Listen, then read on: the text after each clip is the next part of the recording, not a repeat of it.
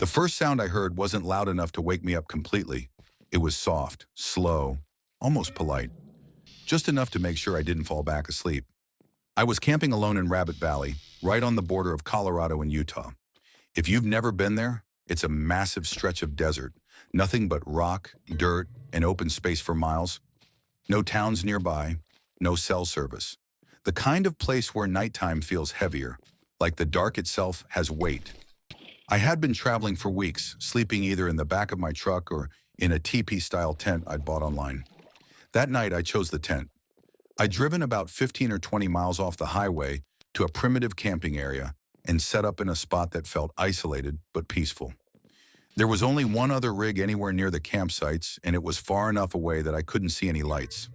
Honestly, I liked it that way. Quiet, empty, calm. At least it was calm when I went to sleep. When I woke up, I realized the sound was coming from right next to me. Something was brushing against the outside of my tent. At first, I thought it might be wind or maybe an animal, but then it happened again. Slow, steady, dragging. It sounded like fingers running up and down the nylon fabric, testing it, feeling it. Whatever it was moving around the tent. I didn't move. I didn't even shift my weight on the cot. I just lay there staring at the dark fabric inches from my face, listening as the sound circled me. The nylon whispered every time it was touched. There were no footsteps, no breathing, just that soft, deliberate dragging. Minutes passed, 10, maybe more. It felt much longer than that. When you're lying in the dark trying not to make a sound, time stretches in a way that's hard to explain. And then, it stopped. No footsteps walking away, no sudden noise, just silence. I stayed frozen, listening, waiting for anything, to tell me what had been outside my tent.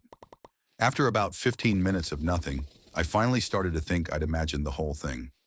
That maybe I'd been too tired, too alone, on the road too long. That's when my tent collapsed. The entire thing dropped sideways and came down on top of me in the cot. One of the center supports had been forced over, leaving the tent tilted at about a 45-degree angle. I could still see the opening, but the fabric was pressed down around me like a trap. I didn't hesitate.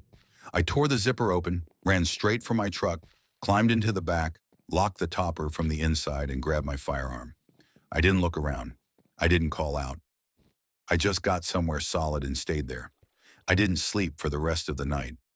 I lay there listening, watching the faint glow of the sky slowly change, waiting for the sun. When daylight finally came, I felt stupid and relieved at the same time.